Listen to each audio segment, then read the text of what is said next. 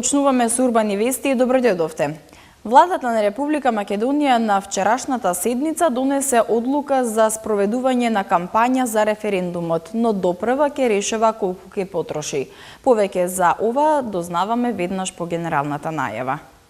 Владата допрва ќе решава колку ќе потроши за кампањата за референдумот. Играњето надвор со позитивни ефекти кај детскиот развој.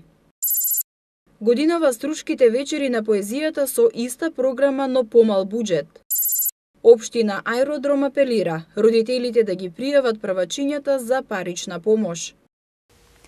Владата допрва ќе решава колку ќе потроши за кампањата за референдумот. Владиниот портпарол Муамед Хоџа на пресконференција рече дека за 3 дена од денеска министерствата и другите органи од државната управа ќе мора да му дадат информации на Министерството за финансии колку средства имаат на располагање за владината кампања за референдумот.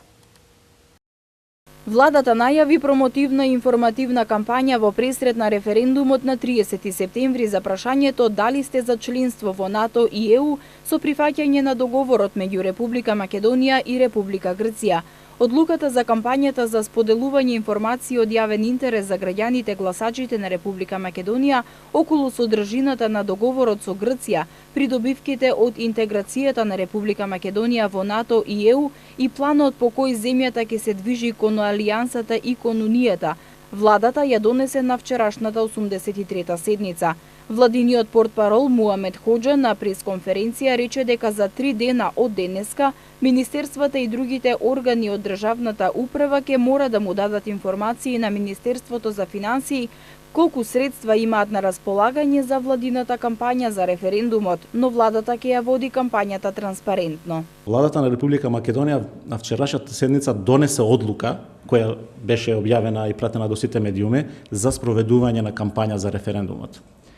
Со заклучок посебен, сите институции, значи министерства и органи од државната управа, треба во рокот на 3 дена до Министерството за финансии да пратат податоци за средствата кои ги имат располагање и што може да се користат. После тие информации,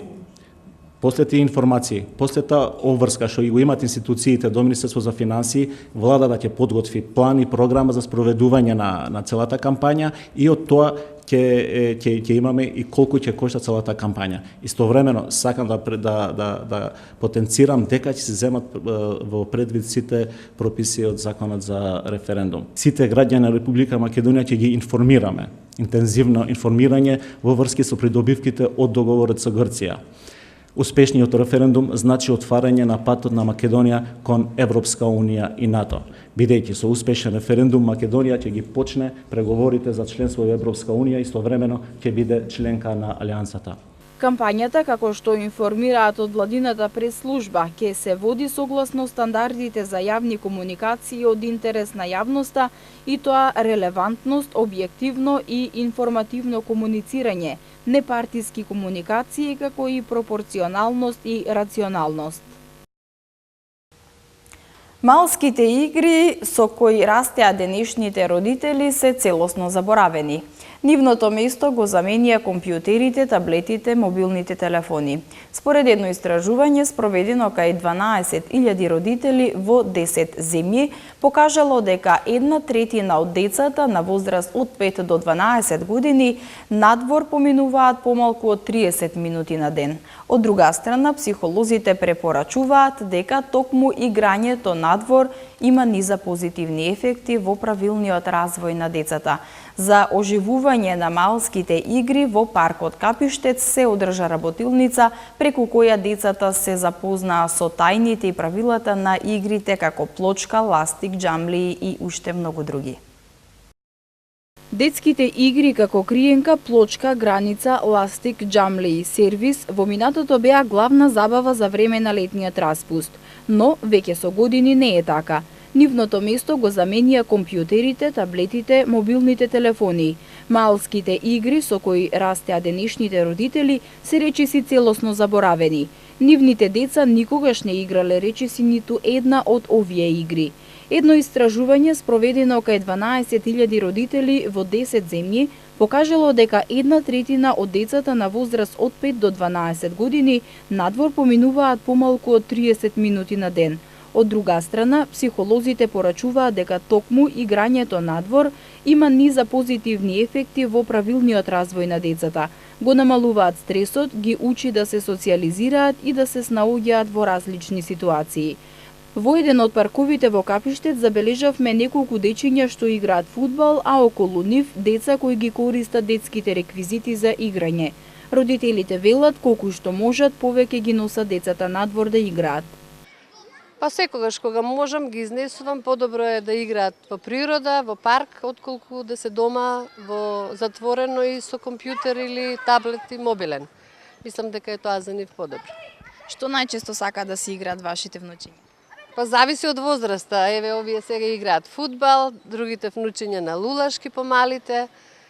Организаторите на проектот на одмор сум во Скопје сум општина Центар мисли на мене одлучија еден од настаните да биде посветен токму на потсетувањето и заживувањето на заборавените детски малски игри. Од општина Центар информираа дека за таа цел во паркот Капиштет се одржа работилница преку која децата се запознаваат со тајните и правилата на игрите, како плочка, ластик, џамлии и други. Во рамките на настанот се одржува и работилница на која децата имаат можност да цртаат под отворено небо. Цртањето во друштво е особено забавно за децата, ја поттикнуваат нивната креативност и ги развива моторичките способности. Основна цел на циклусот детски настани поддржан од општина Центар, кој летово се организираат под слоганот "Остави го таблетот, симни се пред зграда", е децата да се едуцираат на интересен начин за време на училишниот распуст и да се поттикнат да излезат надвор од своите домови на заедничко дружење и игра. Од 22 до 27 август ке се одржуваат струшките вечери на поезијата. Како што велат организаторите, концепцијата останува како и во минатите години, се покануваат поети од различни поетики и соодветно да се представат. Оваа година ќе има од 70 и 80 поети, вклучително и македонски. Фокусот е на нордиската поезија, но ќе биде представена поезија од сите континенти. Организаторите велат дека со буџет помал за 30% од минатите изданија, фестивалот Струшки вечери на поезијата годинава одвај ќе го одржува нивото што веќе го има постигнато, а помалку добиените средства веројатно ќе се одразат на помала издавачка продукција или во прашање ќе биде организирањето на зимскиот поетски фестивал планиран за ноември. Председателката на управниот одбор на Струшки вечери на поезијата Елизабета Шелева рече дека чест и гордост е што оваа година венценосецот Адам Загаевски доаѓа од словенските литератури. Се трудевме во концепирањето на програмата да бидат опфатени и што повеќе градови каде што би се организирале настани во рамките на овогодишното издание на Струшките вечери на поезијата и исто така да презентираме поети кои ќе бидат атрактивни и со своите поетики и со својот перформанс, со својот настап. Веруваме дека ова издание ќе биде наистина интересно, провокативно, ќе го предизвика интересот и на јавноста. Ако минатата година повеќе беше тенденцијата покрај оние млади таленти да презентираме многу повеќе звезди, како што беа Дуо, Хабиб Тенгур и редица други поети кои ги презентиравме, оваа година концептот е да представиме многу поразновидни поетики, еден нордиски фокус кој се поклопува и со добитникот на наградата Мостови на Струга, но и поети од, се разбира, од сите континенти. Тоа е единствениот клуч во канењето на учесниците поети во овогодишното издание. Годинашниот добитник на Златниот венец на поезијата е полскиот поет Адам Загаевски. Нас ни е гордост и чест што еден таков голем автор доаѓа токму од доменот на словенските литератури и што поезијата што тој ја создава е широко прифатена, така ја нарекуваат поезија по мерка на човекот, а всушност се занимава со некои од најдлабоките и најдраматичните теми врзани за човековата екзистенција. Темата на селидбеноста, обескоренетоста, невдоменоста, екзилот, прашањата на смислата на постоењето. Интересно е што тој го обединува во своето творештво и она што е филозофска запрашаност, меѓутоа и она што би го нарекле ангажираност во онаа најубава смисла на хуманизмот и на зачувувањето, нели, на една суштинска блискост до човекот. Општина Аеродром апелира до родителите на првачињата што поскоро да се пријават за добивање еднократна парична помош во висина од 3500 денари. Одлуката за доделување парична помош за прводеленците првпат е донесена оваа година во општина Аеродром. За оваа намена општината има издвоено околу 2.800.000 денари од сопствениот буџет за околу 800 првачиња. Ги повикуваме родителите што поскоро да се пријават за еднократна парична помош во висина од 3500 денари што ја доделува општина Аеродром на првооделенчињата запишани во основните училишта на нејзина територија, апелираат од општината. Тие истакнуваат дека повикот е упатен со цел првачињата до почетокот на новата учебна година навреме да ја добијат паричната помош од 3500 денари. Целта на овој проект е да се олеснат трошоците на родителите за новиот ученик во семејството. На овој начин ги враќаме парите назад кај граѓаните, овозможуваме пријатен почеток на првата учебна година и подобри услови во образовниот процес за секое дете, изјави градоначалникот на општина Аеродром Златко Марин. Имено одлуката за доделување по 3500 денари за првооделенците првпат е донесена оваа година во општина Аеродром. За оваа намена општината има издвоено околу 2.800.000 денари од сопствениот буџет за околу 800 првачиња. Образецот за барање за доделување еднократна парична помош на семејствата со прваче во учебната 2018-2019 година на подрачјето на општина Аеродром може да се подигне во општината или да се симне од општинската интернет страница aerodrom.gov.mk.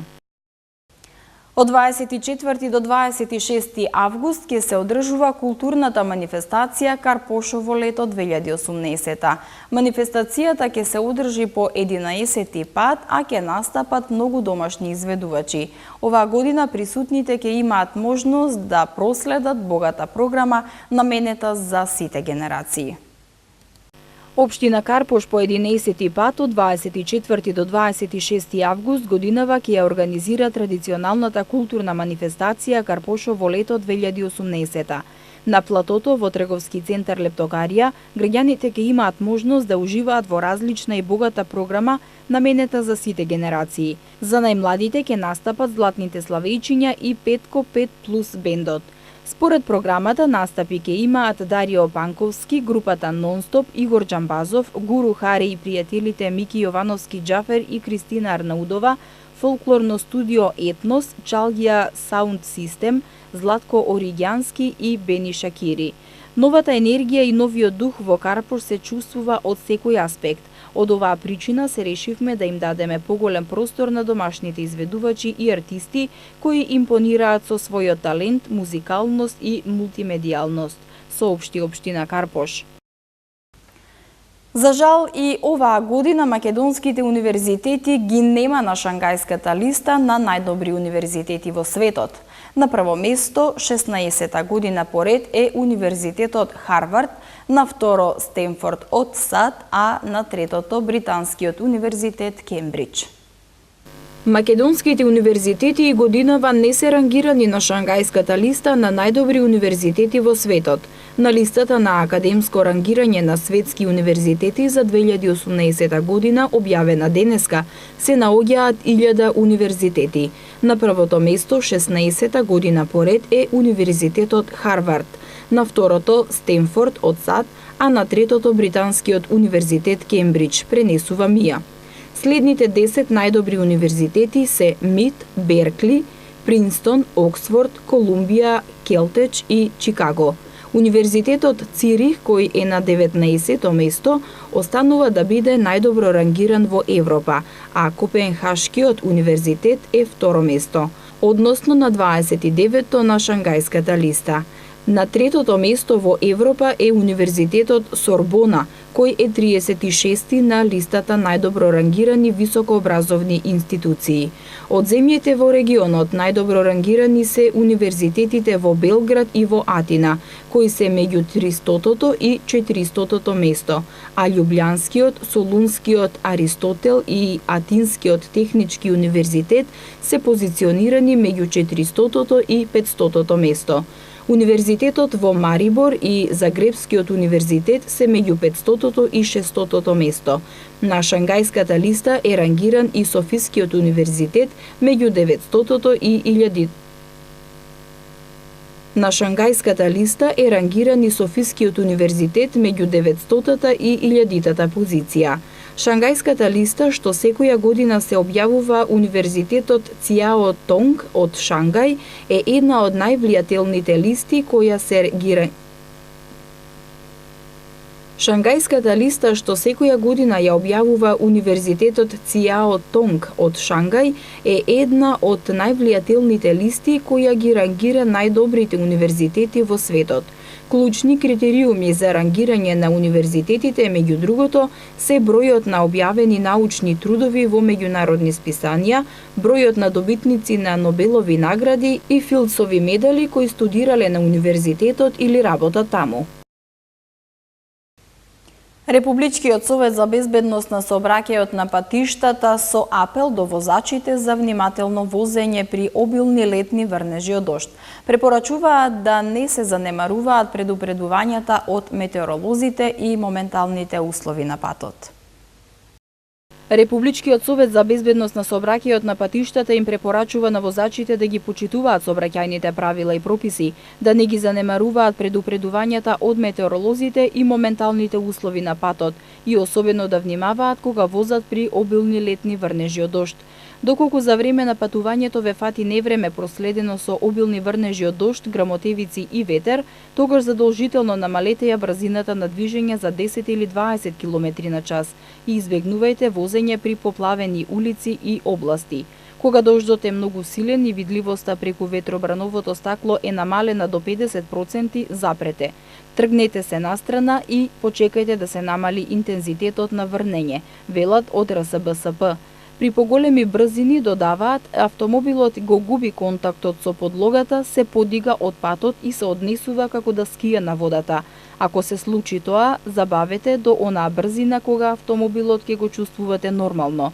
Оттаму нагласуваат дека условите за возење, особено во лето, се менуваат многу брзо. После дождот се појавува сонцето, водата испарува и се јавува нов проблем за возачите – магла. Иако оваа магла не е толку густа и опасна како маглата во зима, сепак бидете предпазливи. Клучете ги магленките навреме и намалете ја брзината пред да навлезете во маглата. Особено бидете внимателни кога возите по угорнина, рид или планинско место, посочуваат од Републички совет за безбедност на сообраќајот на патиштата. Внимателното возење, нагласуваат, е клучно за безбедноста на секој учесник во сообраќајот. Министерството за здравство соопшти дека денеска е почната постапка за јавна набавка на инсулин, глукагон, инсулински игли и ленти за мерење шеќер и инсулински пумпи со потрошен материјал за периодот септември 2018 септември 2020 година.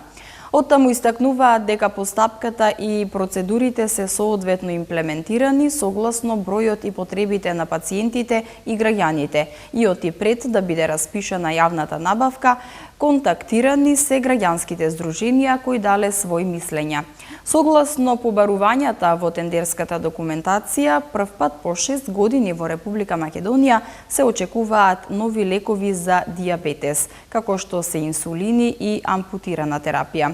Од Министерството за здравство нагласуваат дека до завршување на постапката за јавна набавка ќе има доволно количини инсулин во сите инсулински аптеки. Во продолжение следува временската прогноза. Денеска во Македонија имаме променливо облачно време, наместа со порен дожд, грмежи и засилен ветер. Во Скопје сончево и топло, утринска температура достигна до 19 степени, а дневната до 31 степен. В четврток на повеќе места ќе биде нестабилно со порен дожд, грмежи и засилен ветер, а поинтензивни врнежи се очекуваат во западните и југозападните делови од земјава. Петок и сабота условите за нестабилност ќе се намалат, а потоа ќе продолжи период на нестабилно време во попладневните часови. Утре дневната температура ќе достигне до 31 степен. В петок и сабота температурата ќе се движи од 18 до 33 степени, а в недела од 17 до 32 степена. И за крај имаме уште една информација. Поради изведување градежни активности за реконструкција на коловозот на улицата Ацо Шопов на потегот од крстосницата со булевар Партизански одреди до крстосницата со булевар Илинден, од денеска ќе биде воведен времен режим на сообраќај, информираат од град Скопје. Оттаму апелира до сите учесници во сообраќајот да се придржуваат на времено поставениот сообраќаен режим, да ја почитуваат поставената патна сигнализација и да ја приспособат брзината на движење на условите на патот. Почитувани гледачи, со ова вест ги завршуваме урбаните вести. Ви благодарам што бевте со нас. Довидување.